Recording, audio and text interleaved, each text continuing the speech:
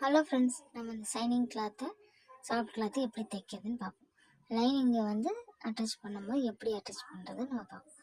இந்த மாதிரி பின் பண்ணி வச்சுருங்க. லைனிங்கை கட் பண்ணிவிட்டு பின் பண்ணதுக்கப்புறம் பொறுமையாக கொஞ்சம் கொஞ்சமாக அட்ஜஸ்ட் பண்ணி ஸ்டிச் பண்ணிங்கன்னா நமக்கு தைக்கிறதுக்கு கொஞ்சம் ஈஸியாக இருக்கும். இப்படி துணி வந்து நம்ம ஒரிஜினல் துணி வந்து ரொம்ப சாஃப்டாக இருந்துச்சுன்னா லைனிங் வந்து ஸ்டிஃபாக இருக்கும். அப்போ வந்து நம்ம கொஞ்சம் பார்த்து தான் தைக்கணும். இல்லைன்னு வச்சுக்கோங்க, கேப் லைனிங்க்கும் மெயின் துணிக்கும் நிறைய கேப் இருக்கும். இப்போ பார்த்தீங்கன்னா மெயின் துணி வந்து கொஞ்சம் லூஸாக ஆகிடும், லைனிங் வந்து ஸ்டிஃபாக நிற்கும்.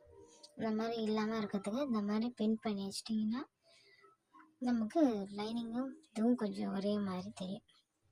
அப்படி இல்லை, ஒரு டிப்ஸ் என்னென்னு பார்த்தீங்கன்னா, நம்ம லைனிங்கை வந்து சில கஸ்டமர் வந்து வாஷ் பண்ணிவிட்டு அதுக்கப்புறம் அயர்ன் பண்ணி கொடுத்தாங்கன்னா அந்த எக்ஸஸாக இருக்க எல்லாமே வந்து நம்ம ரிமூவ் பண்ணிட்டு ஸ்டிச் பண்ணால் கூட நீட்டாக இருக்கும். அப்போ வந்து நம்ம போட யூஸ் பண்ண அந்த சைடில் தான் வந்து துணிங்க வெளியே வராது.